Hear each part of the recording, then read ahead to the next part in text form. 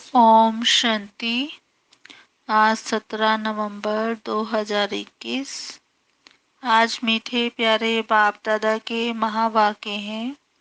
मीठे बच्चे, तुम्हें साइलेंस में रहकर एक बाप को याद करना है। बाबा कहते तुम्हें साइलेंस में रहकर एक बाप को याद करना है। इसमें घंटे आदि बजाने की दरकार नहीं है। आज की मुरली का प्रश्न, किस बात में बाप समान बनो तो सब काम सिद्ध हो जाएंगे। किस बात में बाप समान बनो तो सब काम सिद्ध हो जाएंगे। उत्तर, जैसे बाप प्यार का सागर है वैसे बहुत बहुत प्यारे बनो। जैसे बाप प्यार का सागर है वैसे बहुत बहुत प्यारे बनो। क्रोध से काम बिगड़ता है, बनता नहीं। इसलिए आंख दिखाना, जोर से बोलना, गरम होना इसकी दरकार नहीं है। शांत रहना बहुत बहुत अच्छा है। प्यार से बहुत काम सिद्ध हो सकते हैं। प्यार से बहुत काम सिद्ध हो सकते हैं। गीत है, तुम ही हो माता तुम ही पिता हो, तुम ही हो बंधु सखा तुम ही हो। ओम शांति। ये महिमा है एक बाप की, परंतु भक्ति मार्ग में सिर्फ एक की महिमा गाने से भक्ति का शो नहीं होता। इसलिए भक्ति में बहुतों की महिमा गाते हैं। वहाँ आवाज भी बहुत होता है। घंटा, घड़ियाल, गीत, भजन, रोना पीटना कितना भक्ति मार्ग में चलता है। किस्म किस्म के आवाज, मंत्र, जंत्र, स्तुति आदि होती है। और ज्ञान मार्ग में है साइलेंस। सिर्फ इशारा दिया जाता है, आवाज कुछ नहीं। भक्ति में कितनी धूमधाम है। सबसे जास्ती घंटे बजते हैं शिव के मंदिर में। जहाँ तहाँ देखो घंटे ही घंटे हैं। किसको नींद से जगाने के लिए कोई घंटे नहीं बजाए जाते हैं। शिव बाबा ने आकर मनुष्यों को कुंभकर्ण की अज्ञान नींद से जगाया है, परंतु घंटे नहीं बजाते। बिल्कुल शांति से दो अक्षरों से ही समझाते हैं। बुद्धिवान जो होते हैं वह दो अक्षर में ही समझ जाते हैं। बाप कहते हैं, बच्चे मुझे याद करो, तुमने ही मुझे बुलाया है। हे पतित पावन आओ, अब मैं आया हूँ तुमको राह बताता हूँ। क्या अब तक तुमको पतित बनकर इस दुनिया में ही रहना है? तुम तो पावन दुनिया में रहना चाहते हो ना। पावन दुनिया स्वर्ग को कहा जाता है। कहते भी हैं हे पतित पावन, तो समझना चाहिए ना कि पतित पावन बाबा आकर क्या करेगा। जरूर नरक से स्वर्ग में ले जाएगा ना। बिना समझे ही ऐसे ही भगवान को बुलाते रहते हैं, तालियां बजाते रहते हैं, परंतु ये नहीं जानते कि बाप आएगा तो आकर क्या करेगा। वास्तव में ये यूनिवर्सिटी भी है मनुष्य से देवता बनने की। तब गाते हैं, मनुष्य को देवता किए करत न लागी बाहर। अब इसमें शास्त्र आदि पढ़ना तो कुछ है नहीं। भक्ति मार्ग में बहुत शास्त्र आदि पढ़ते हैं, ढेर लेक्चर आदि होते हैं। मास मंडप बनाकर बैठ आवाज करते हैं। यहाँ कितना शांति में बाप बैठ समझाते हैं। बोलो, देखो तुमको बाबा आकर पावन बनाए, पावन दुनिया का मालिक बनाते हैं। और पढ़ाई भी कितनी सहज है। तुम पहले पहले पावन थे। बाबा कहते तुम पहले पहले पावन थे, गोल्डन एज में थे। फिर 84 जन्म लेते लेते आयरन एज में तमो प्रधान बन गए हो। अब तुमको सतो प्रधान बनना है। इसलिए मुझे याद करो, सो भी आ जपा। जैसे कन्या की जब शादी होती है तो क्या जाप करती है, याद में रहती है। तुम भी हो सब पत्नियां। ये शिव बाबा पतियों का पति है। तुम्हारी सगाई हुई है परमात्मा के साथ। सगाई जब हो गई तो बस याद बुद्धि में बैठ गई। खातरी हो गई कि हमने सगाई कर ली। फिर एक दो को याद करते रहते हैं।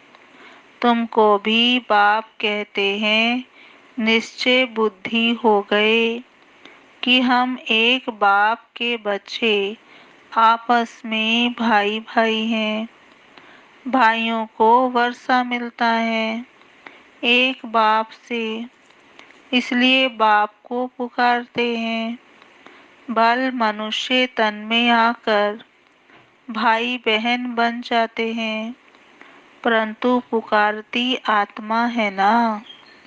भाई भाई पुकारते हैं, हे पतित पावन बाबा आओ। बाबा कहते हैं मुझे याद करो तो तुम तमो प्रधान से सतो प्रधान बन जाएंगे। पावन को सतो प्रधान और पतित को तमो प्रधान कहा जाता है। ये बातें बाबा इस संगम युग पर ही समझाते हैं। ये है गीता पाठशाला। इस पाठशाला में बाबा आकर राजयोग सिखलाते हैं, नर से नारायण बनाते हैं। वहाँ टीचर तो सामने बैठ पढ़ाते हैं। स्कूल में तो टीचर सामने बैठकर पढ़ाता है, दिखाई पड़ता है। लेकिन ये सुप्रीम टीचर, ये तो गुप्त है। तो इस टीचर को भी बुद्धि योग से समझाना पड़ता है। वह निराकार पतित पावन बाप है, जो सुप्रीम टीचर है, जिसको हमें बुद्धि योग से समझना पड़ता है। वो है निराकार पतित पावन। वही स्मृति दिलाते हैं कि कल्प पहले भी मैंने तुमको राजयोग सिखाया था। तब कहा जाता है मन मना भव। पवित्र बनो तो ये लक्ष्मी नारायण बन जाएंगे। इसमें घंटा घड़ियाल आदि बजाने की दरकार ही नहीं है। बाप खुद आकर जगाते हैं। मन मना भव का अर्थ है साइलेंस। अपने को आत्मा निश्चय करो। बस अब हमको अपने घर जाना है। बाप को ही सब कहते हैं कि हमको दुख से छुड़ाए मुक्त करो। सन्यासी लोग सिर्फ ब्रह्म को याद करते हैं। अब ब्रह्म तत्व तो है घर। ब्रह्म तत्व परम धाम, वो है हम आत्माओं का घर। तो बाबा ने कहा वो सन्यासी तो घर को याद करेंगे, और यहाँ तुम बच्चों को तो घर में रहने वाले शिव बाबा को याद करना है। अगर तुम भी सिर्फ घर को याद करेंगे तो जैसे सन्यासी हो जाएंगे। ब्रह्म तत्व तो भगवान है नहीं। बाप बैठ समझाते हैं मुझे याद करो तो तुम निर्वाण धाम में चले जाएंगे। फिर वहाँ से आएंगे स्वर्ग में।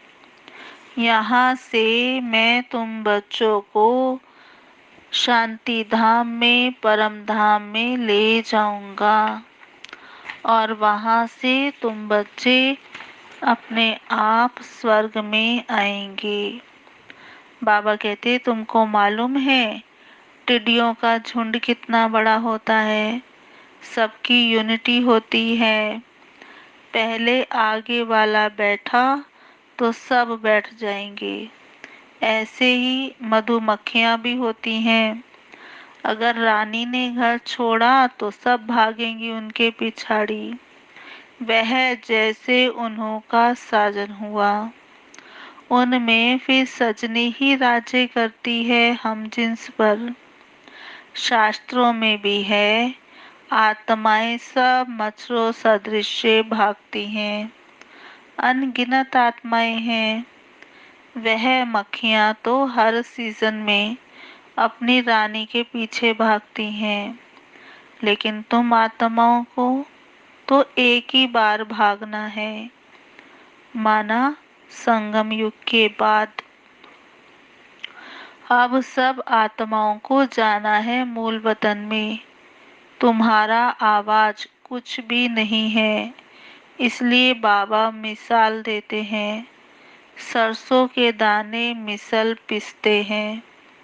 बाबा ने कहा जैसे विनाश होता है तो मनुष्य ऐसे ही मरेंगे जैसे सरसों के दाने।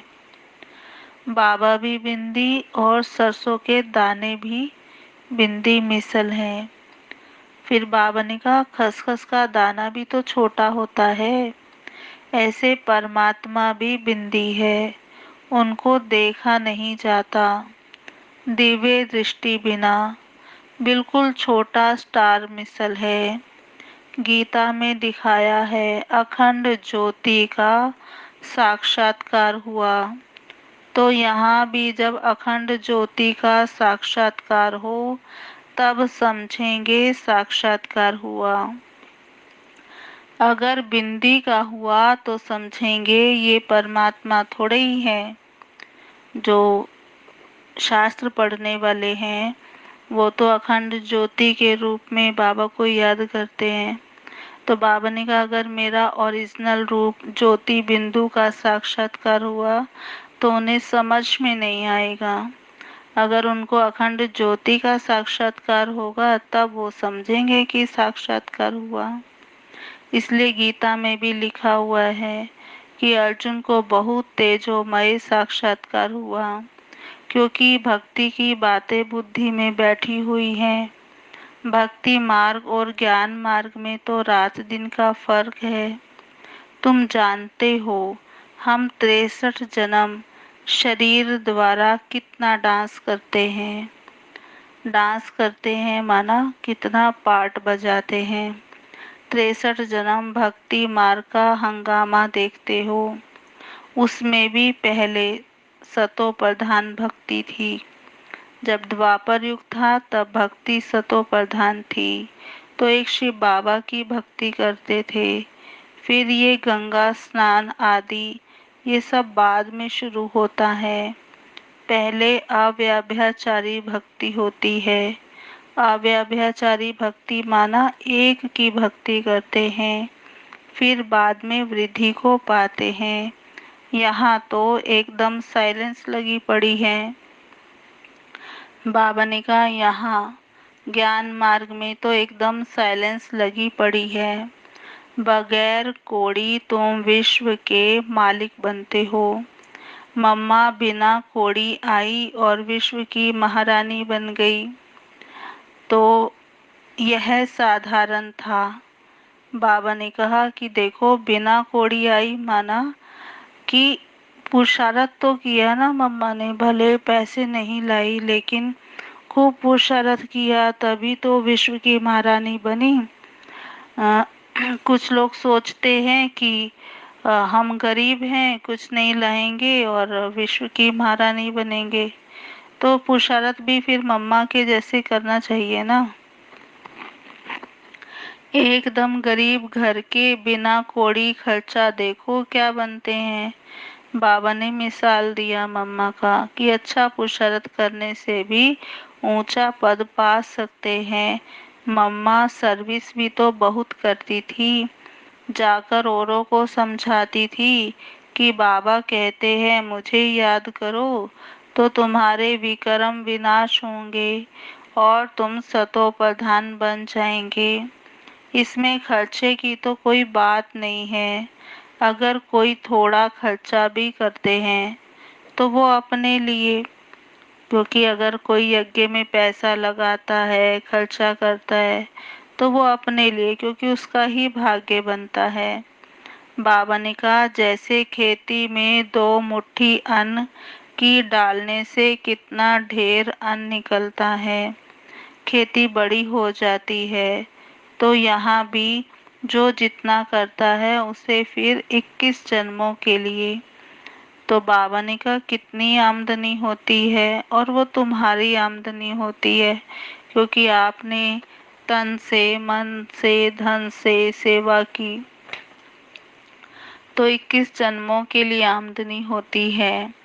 मनुष्य से देवता बनना कितना सहज है, 1 सेकंड की बात है। बैठे भी कैसे साधारण है।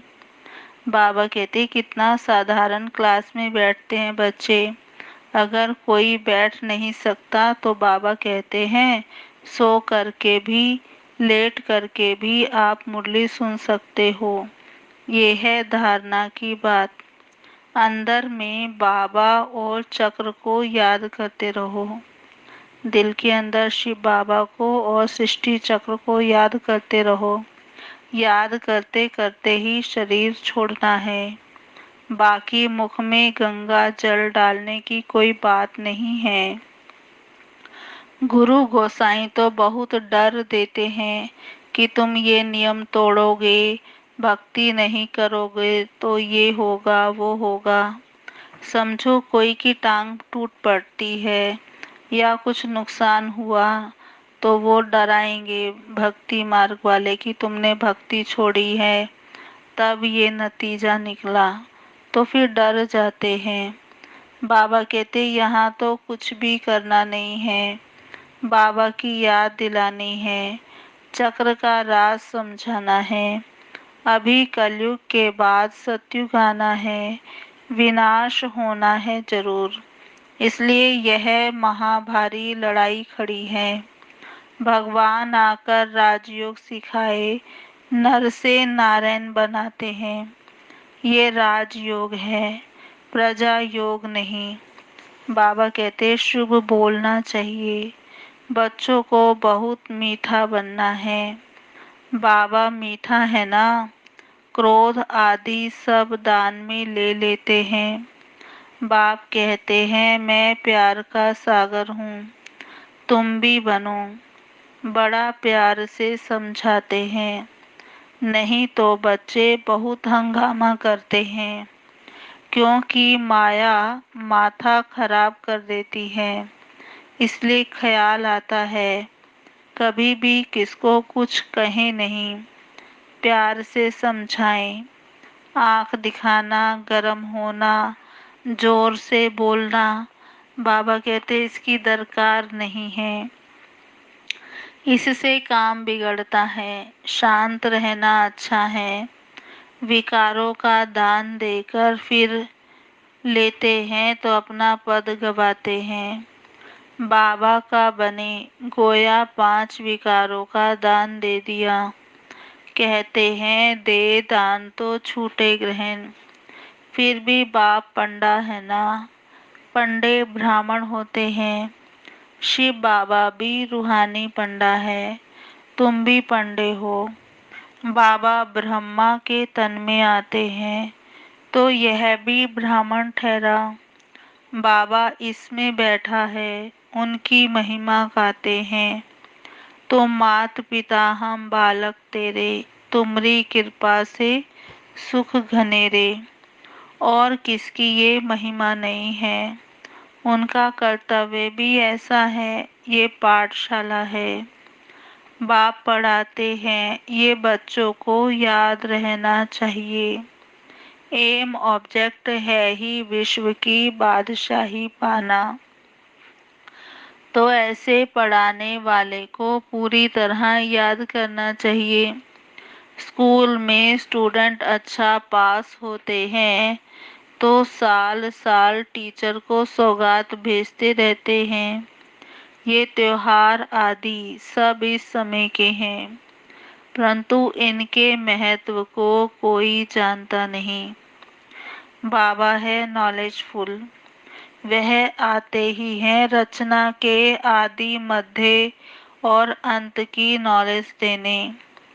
ठीक कर भीतर में कैसे आएंगे? एक डॉक्टर ने सिद्ध किया था कि हर चीज में आत्मा है, परमात्मा नहीं कहा। लेकिन भक्ति में फिर कह देते हैं सर्वव्यापी।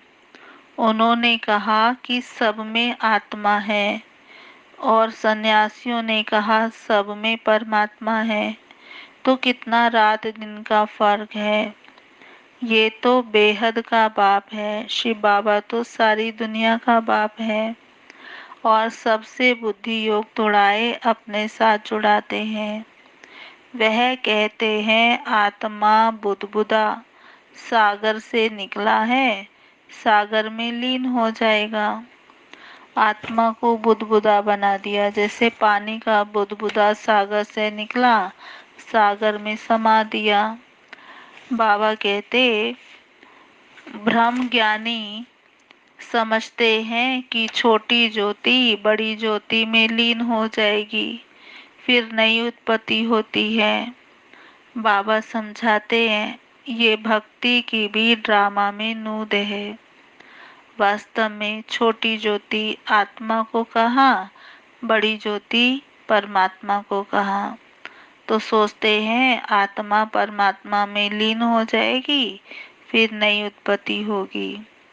बाबा कहते हैं ऐसा है नहीं, आत्मा तो अविनाशी है। तो बाबा ने कहा मैं भी ड्रामा की नूर अनुसार तुम बच्चों को आकर समझाता हूँ। 84 जन्मों का जो चक्र लगाते हैं, यह भी ड्रामा में नूद है। जो कुछ होता है सब नूद है। कोई गायन भी करते हैं और कोई विघन भी डालते हैं। तुम बच्चों को शिव बाबा से वर्षा लेना है। वह आते ही हैं सब आत्माओं को ले जाने के लिए। शरीर का नाम भी नहीं लेते हैं।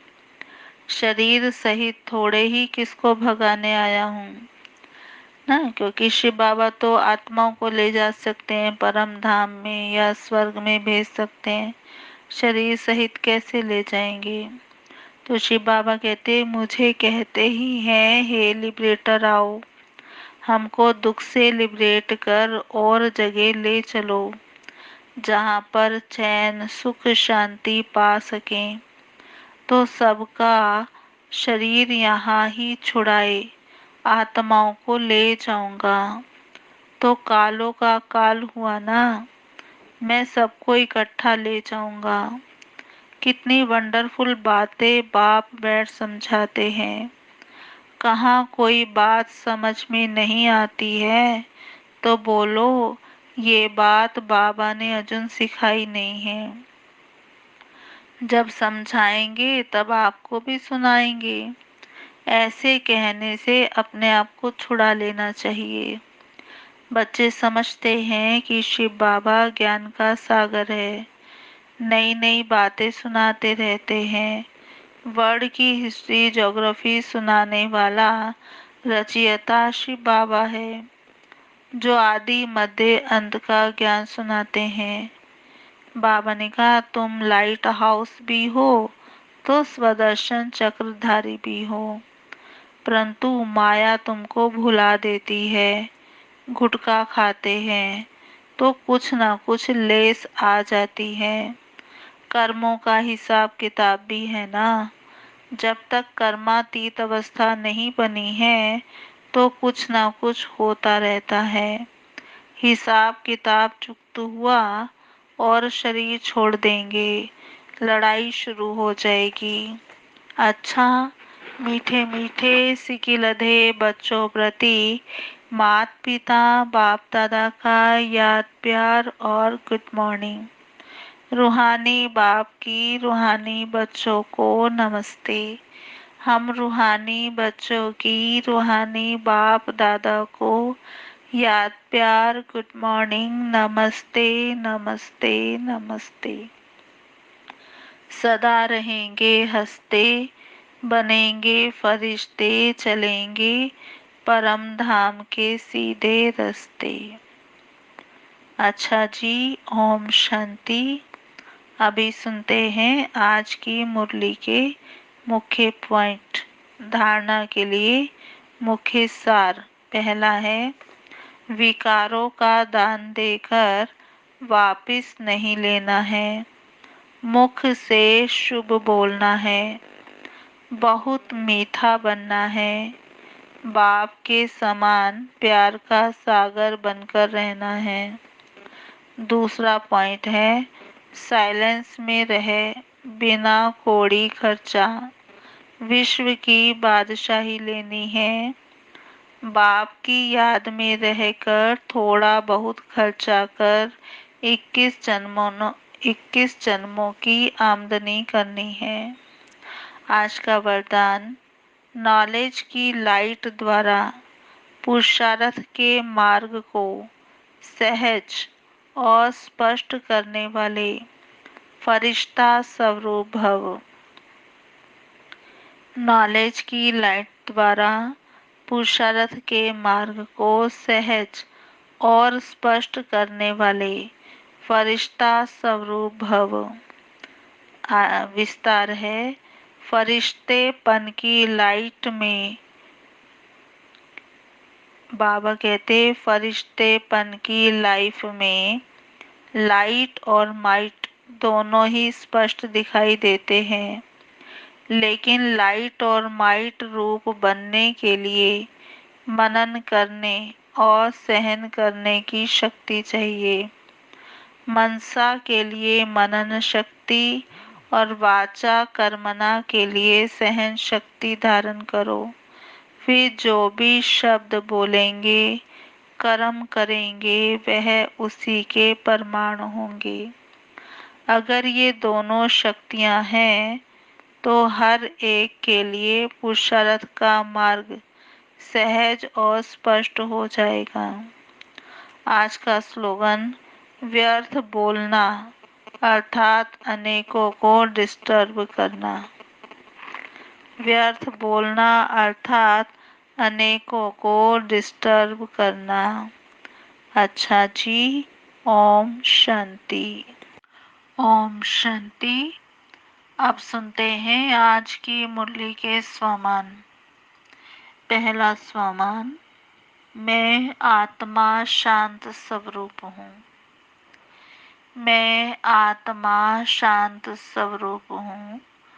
दूसरा स्वमान, मैं आत्मा पावन दुनिया का मालिक बन रही हूँ। मैं आत्मा पावन दुनिया का मालिक बन रही हूँ। तीसरा स्वमान है, मैं आत्मा रूहानी पंडा हूँ। मैं आत्मा रूहानी पंडा हूँ। चौथा स्वमान, मैं आत्मा स्वदर्शन चक्रधारी हूँ। मैं आत्मा स्वदर्शन चक्रधारी हूँ। पांचवा स्वमान, मैं आत्मा लाइट हाउस हूँ। मैं आत्मा लाइट हाउस हूँ।